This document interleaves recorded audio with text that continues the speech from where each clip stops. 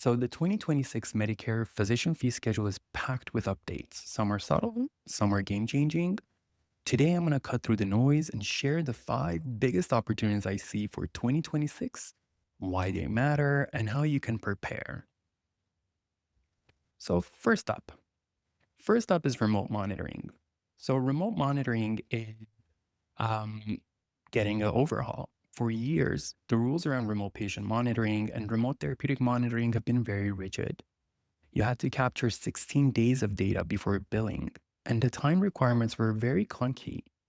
Starting in 2026, CMS is introducing new codes that let you bill for just 2 to 15 days of monitoring instead of waiting for a whole month's worth.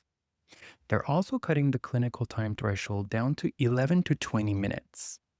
11 to 20 minutes, and you can bill in extra 10-minute increments after that.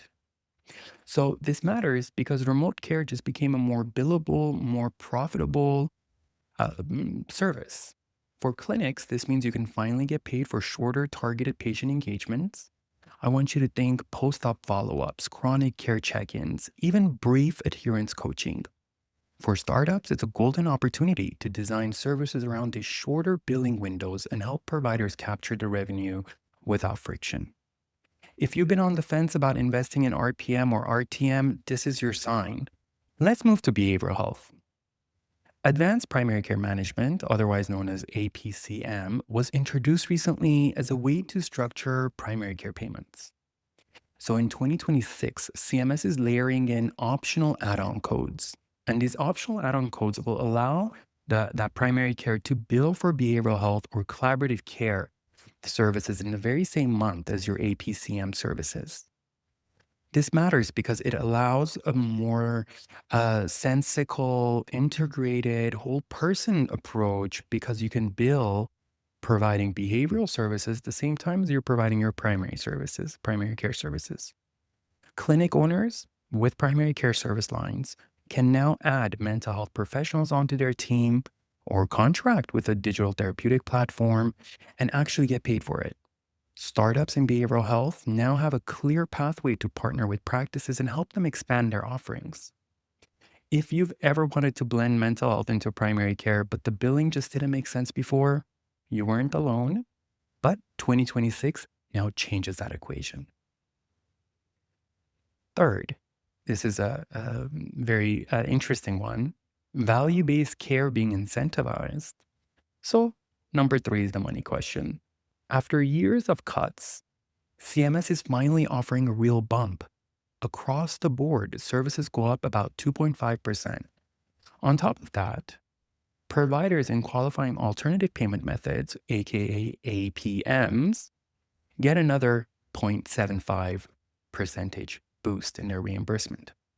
Those not in APM or those not in an alternative payment model get 0.55%.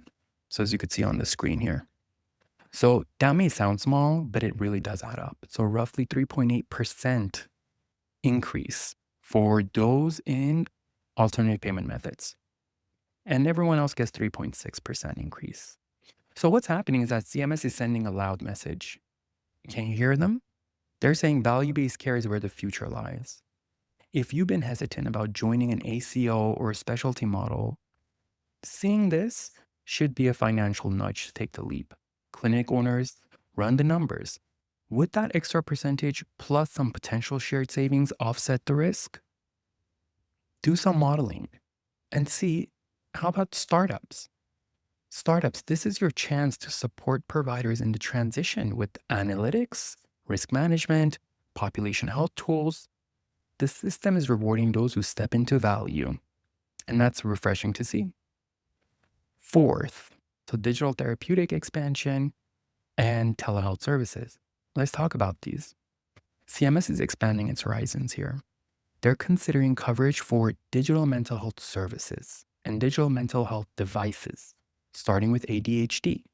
They're also asking for input on digital tools for GI conditions, sleep, fibromyalgia, and even autism diagnosis. On top of that, CMS is making it easier to get new telehealth codes approved. And they're adding flexibilities to programs like the Medicare Diabetes Prevention Program, including virtual and asynchronous delivery. Why does this matter? Well, the door is opening wider for digital health reimbursement.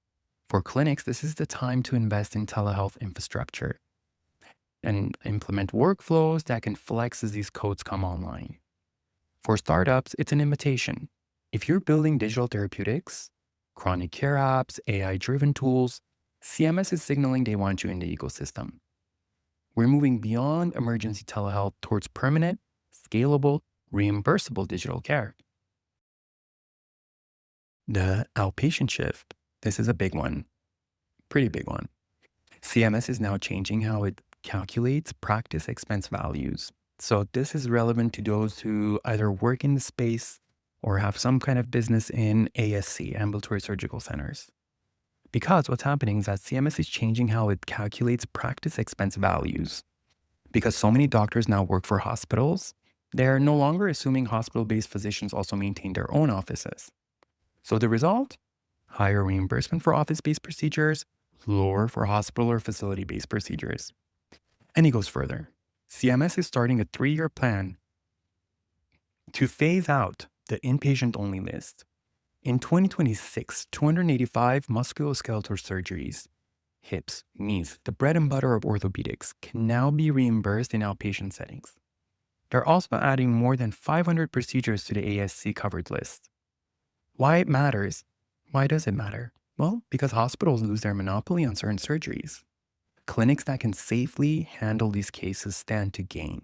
And for startups supporting ambulatory surgical centers with pre-op optimization and post-op monitoring, this becomes a huge growth market. The shift, literally, from inpatient to outpatient. And it's being baked right into Medicare payment policies. So there you have it. There you have it. These are the 5 major changes that matter for 2026 as far as my listenership is concerned. 1, just to summarize it for you. 1, shorter billable monitoring windows. 2, behavioral health add-ons. 3, more money for value-based care. Those who are in a value-based setting get a greater bump in their Medicare reimbursement. Telehealth and digital therapeutics expansion being 4th, and the 5th, the big outpatient shift. Each one is a signal that CMS is moving us towards care that's more flexible, more digital, more integrated, and less tied to the hospital. If you're running a clinic, now's the time to adapt your workflows. If you're building a startup, design your product to help providers capture this revenue and succeed in value-based care. This isn't about surviving Medicare changes. It's about turning them into an advantage. It's about thriving when things change. Of course, I'm Alex Yarijanian. Thank you for listening. And remember, the future of healthcare favors those who adapt early.